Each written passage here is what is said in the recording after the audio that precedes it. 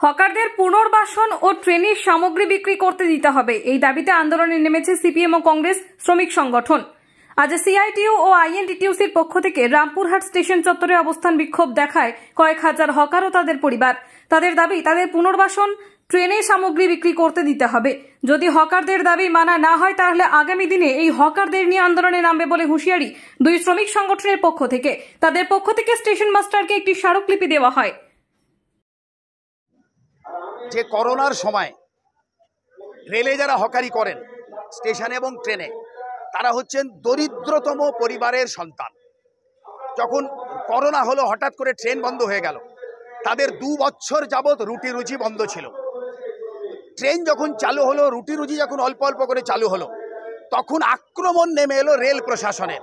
কি না, ট্রেনে এবং স্টেশনে হকাররা হকারি করতে পারবে না।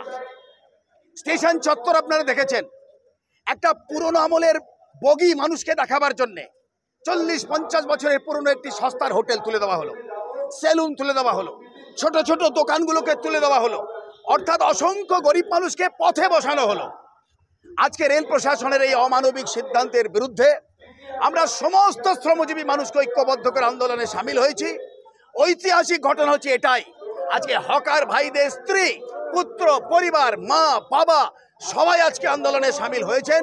রেল প্রশাসন গরিব হকারদের পেটে যেভাবে লাথি মেরেছেন, আমরা হকারদের হকারি করার অধিকার আদায় না করা পর্যন্ত বৃহত্তর আন্দোলনের কর্মসূচি চালিয়ে যাব।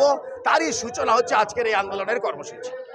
আমরা রামপুরহাট স্টেশনে জোটের পক্ষ থেকে যে হকারদেরকে ঢুকতে দেওয়া হয় না, হকারদেরকে কাজ করতে দেওয়া হয় না, প্রায় 2500 হকার পরিবার বিনা খাবারে মারা যাচ্ছে, তাদের খাবারের দাবিতে আমরা স্টেশন চত্বরে এসে আন্দোলন করছি যে আগামী কাল থেকে যেন হকারদের স্টেশন চত্বরে এবং বিভিন্ন জায়গায় কাজ করতে দেওয়া হয়।